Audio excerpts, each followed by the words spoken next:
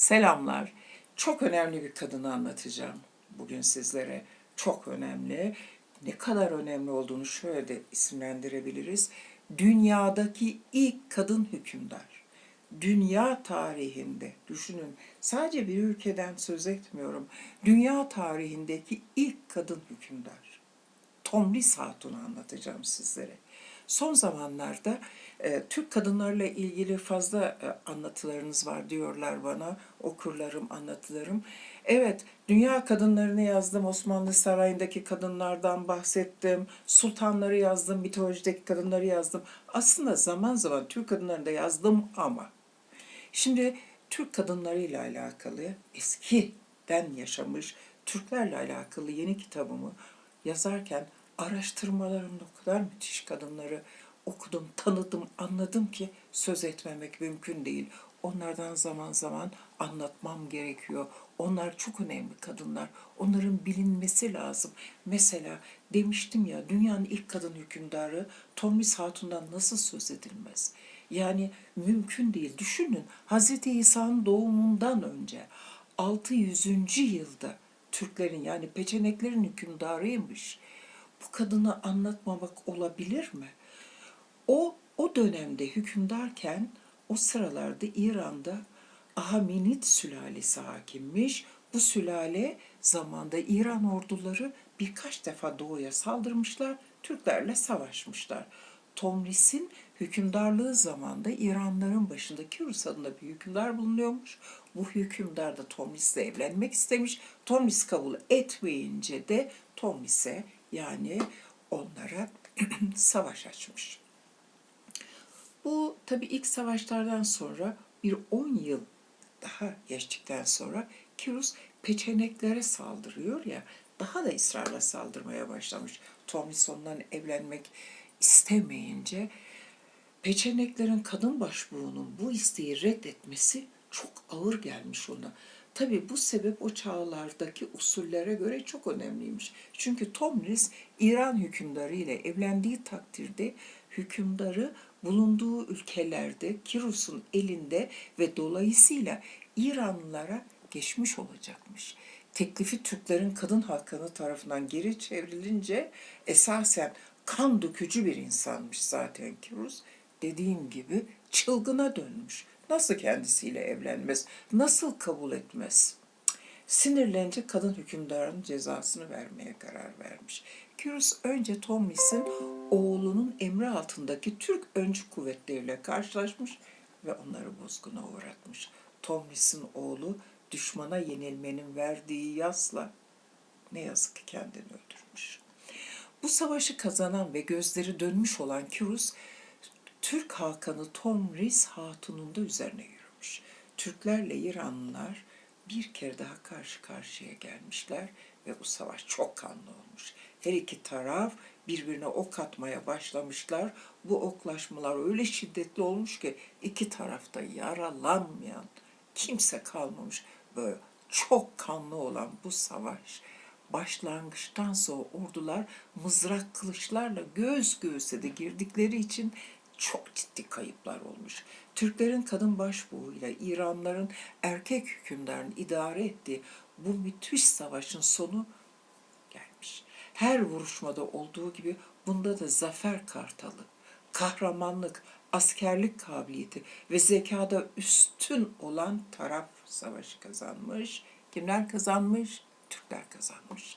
Yüce Türk Hakanı Tomris Hatun hem milletinin ve yurdunun mukaddes sevgisiyle ve hem de savaşta yenildiği için hayatına kıymış olan oğlunun gönlüne saldığı büyük acıyla dövüşmüş ve başarmış. Kahramanca başarmış. İran ordusunun büyük kısmını cansız yere sermişler. Ahamenid sülalesinin azgın hükümdarı Kirus'u telef etmiş. Kirus hayatında çok kan akıtmış bir hükümdarmış. Bunun için kahraman Türk kadını, düşünebiliyor musunuz? Tomris bu kan akıtıcı adama dünyaya ibret teşkil edecek bir muamelede bulunmuş ve Kirus'un kafasını kan dolu bir fıçıya atmış. Hayatında kan içmeye doyamamıştın. Şimdi doya doya iç demiş. Bu hadise yüzyıllarca dünya milletlerinin dillerinde söylenmiş. Elbette bugüne kadar da gelmiş. İşte Tomris hakkında tarihin verdiği en önemli bilgiler bunlarmış. Geri kalan birçok hususlar efsanelere karışmış. Bu yazıyı yazan kıymetli zat o kadar güzel şeyler yazmış ki ben onların bazılarından değerlendirdim, aldım. Hem yazılarımda kullandım hem de bir hayli bilgi edindim. Düşünsenize, bu zaferin kazanılması büyük bir hadise. Tomris o sırada sadece Türklerin bir kısmını, yani yalnız peçeneklerin hükümdarıymış ve kumanda ettiği kuvvetler bu bakımdan mahdutmuş. Diğer taraftan Ahmenid hükümdarı ise bütün İran hükümdarıymış ve ordusu nispet kabul edilemeyecek kadar büyükmüş.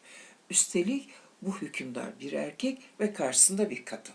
Fakat bu kadın sadece bir kadın değil, bir Türk kadını. Elbette başaracak. Kahraman Tomris göklerini süsleyen şanlı bir yıldız, şanlı bir kadın. Bütün kadınlara örnek olmuş. Milattan önce 539 yılında Kirus Babil'i zapt etmek ve büyük bir törenle şehre girmek suretiyle Babil devletini krallığına katmış. Kirus ömrünün son yıllarını İran'ın kuzeydoğusunda oturan Bozkır kavimleri ve en çok Sakalarla savaşmakla geçirmiş ve milattan önce 529 yılında ölmüş. Burada Kiros'un ölümüne neden olan savaşta Pers ordusu ağır bir yenilgiye uğramış, savaş dar bir boğazda yapılmış, Saka ordusu komuta eden Tomris, yani Sakaların bayan lideri ve askerleri büyük başarı kazanmış. Bu savaşta Turan taktiği ya da kurt oyunu adı verilen Bozkurt savaş taktiği uygulanmış. Bir profesör bunların bir kısmını yazmış, anlatmış, bir başkaları da buna yakın şeyler yazmış. Şimdi benim yazdığım yazıda da çok Tomris Hatun'u anlattım. Tomris Hatun'un savaşta ne kadar başarılı olduğunu, zaten zalim bir hükümdarın ordularıyla, ama çok ordularıyla gelmesi, daha önce oğlunun yenilmeyi kabul etmeyip kendini öldürmesi, kadının zaten içini yakmışken bu zalime bir ders vermesi gerekiyor. Aklı, savaş taktikleri ve daha önce Türklerin savaşta uyguladıkları planları hepsini uygulamış. Kendi ordusu karşı taraftaki İran ordusu kadar büyük olmayabilir ama bunlar akıl oyunları. Bunlar Türk zekası, kadın fikri, hepsi bir araya gelince dünyanın ilk kadın hükümdarı çok büyük bir orduyu ve başındaki çok zalim bir imparatoru yok etmiş. Bir başka Türk kadını, bir başka anlatıda buluşmak üzere. Hoşça kalın.